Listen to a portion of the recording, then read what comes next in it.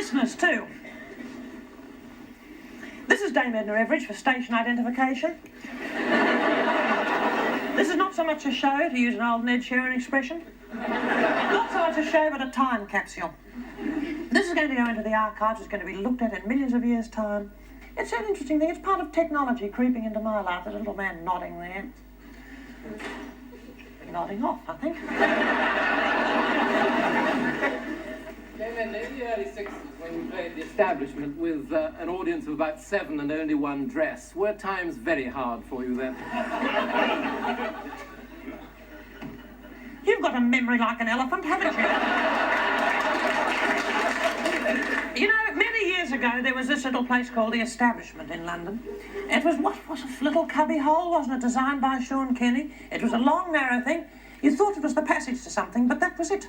And goodness me, what a passage to success it was, wasn't it? Because little Ned Sheeran struggled along there for many, many moons. Before he became the ubiquitous figure he is today.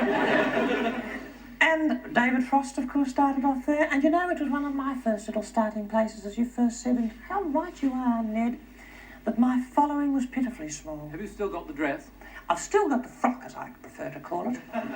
Frock is Australian for dress. And I've still got it. And as a matter of fact, the Victoria and Albert Museum viewers have asked for a lot of my old cozies, and they're going to have a beautiful section showing fashions, Australian women's fashions through the ages, as exemplified by my gorgeous frocks, Ned. And so just as well I didn't give them to you as you once requested.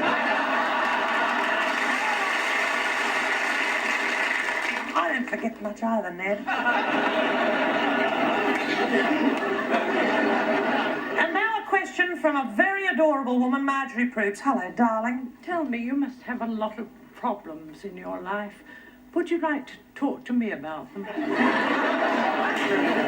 Well, I have problems. I've talked about a few. I've talked about the little heartbreak with Norm, and it is a heartbreak, and I wasn't going to discuss it, but I just thought I'd let it all hang out, Marge. Yeah.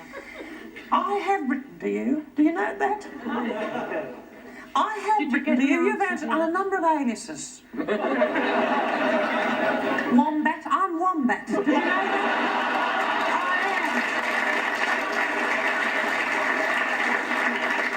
am. You remember the ones about the hysterectomy? They were all from me. Most of my little queries, you said, I think you'd better speak to your medical advisor about it. They're mainly your answers to me. But there are questions about human relationships too, Marjorie. And you know, you've got a sense of responsibility. I can tell that when I read you. And haven't you got your imitators? Who hasn't it so far, unfortunately? On this network. As a matter of fact, I believe people do me at parties. Did you know that? You'd think they'd let me know, at least. Can you imagine girls being done at parties and not even being there?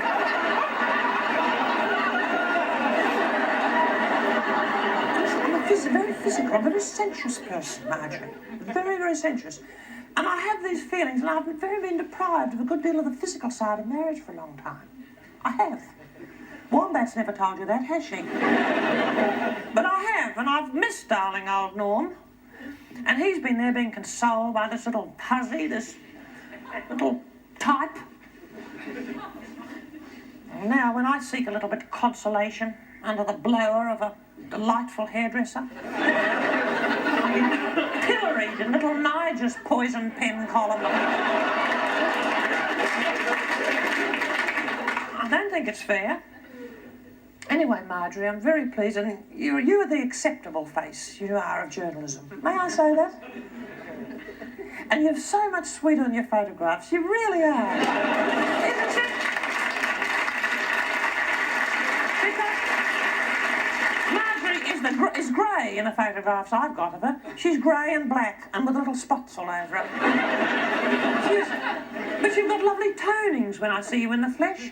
And of course you've got the face furniture. Marjorie Proops likes the glasses, viewers. She does face furniture, I call it. And you know, I do. I think the eyes are the window of the soul, and I think the glasses are the Venetians. I think they are. I like the Venetians. I frame my eyes. I do. I've got so many different pairs. You will favour the one style, don't you, Marge? Let's have a little spectacle swapping session, shall we? We can make a little spectacle of ourselves after the show. Apart from your menopausal baby, are there any other ambitions you still wish to fulfil? Please remember that this is hypothetical, this little kitty. I'm just toying with it. I'm thinking about it. Please. Is there anything else Ambitions. you'd like to do? Yes, I've got an ambition. Does this sound a little bit arty-farty? I'd like to be discovered by Bernard Levine. Do you know, anyone here know Bernard Levine or heard of him? He's very good. He's at a typewriter and he taps away, and he's really got the gift of words. He's a wordsmith, viewers. And he opens our eyes to things like Mahler, Chopin, and Dickens, he's discovered. He makes these wonderful discoveries and opens our eyes to wonderful new experiences. How thankful we must be. Think of those people who must have the rights to Dickens books thinking, oh, what a relief, this little Bernard Levine's got. Or all those shops think, we've got this terrible, look, these slow movers, these Wagner and Mahler records, how are we going to sell them? Suddenly in the paper appears a little article about, thank goodness. And then the demand starts. Of course, what's he going to discover next? That's what I want to know. Max Wall, the Beatles? Probably. Oh, this little tawny creature. What's your name? Rula. What? Rula. Rula. I know you from one of the shows, don't I? Crossroads. Hello, darling. Hello, Rula. Hello. You're adorable, too, with a little hint, is it, of Polish in you? That's right. Oh, I'd love to have a bit of Pole in me. Tell me this, darling. What's the matter with these people? I was just wondering, Dame Edna, looking at your You're a wonderful gorgeous outfit bone tonight. structure, Rula. Attractive woman. Are you attached, are you? Yes, I am. I'd love to cuddle you. I mean that in a normal and loving way. It may surprise you, Lord Longford, to hear that. I was just wondering, as you're so obviously a leader in the fashion world, what your predictions are for the 80s. My predictions for the 80s in the fashion field? Well, my son, Kenny, designs most of my clothes. And as I say, this is hot off his singer. It's this little sweet pea look that I introduced at the beginning of this show that you've been feasting your eyes on. And I introduced the denim look. I introduced the tennis, the sporty look, Ruler. And I love that. What's that? A sort of a It's a 20s Brillo pad. flat dress. What is it? A 20s It's a thing? 20s flapper dress. It's beautiful. Does it scratch you, Ruler? My husband calls it my chainmail. He calls it that, does he? What an adorable sense of humour he must. I think the family that laughs together stays together, don't you? I think so. I must say, whenever I see Norm, I burst out laughing. I think we'll be together, don't you? Don't you? Yeah. Yes, final question. Could I ask you Yes. a question about Australian sportsmen? Because you must know so many over the years of the great Australian sportsmen. Why are they so successful and so prominent? What's their secret? I think it's the food, the open-air life, the juicy steaks, the diet, the sunshine, and the total absence of any kind of intellectual distractions. And now,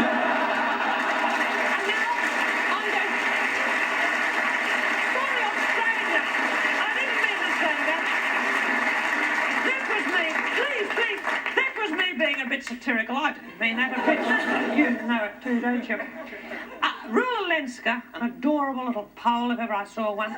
Mention my clothes. I'm a style setter. I've got a frock back there. Have you got a second if I slip into it? Can I?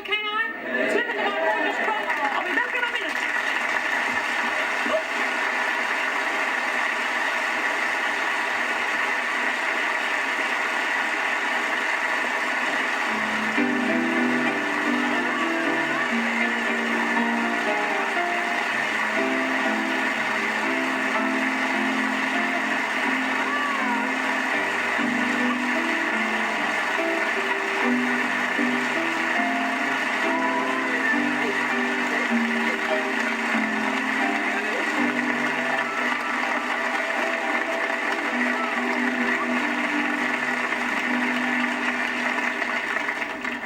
Wasn't that a quick change, Ruler?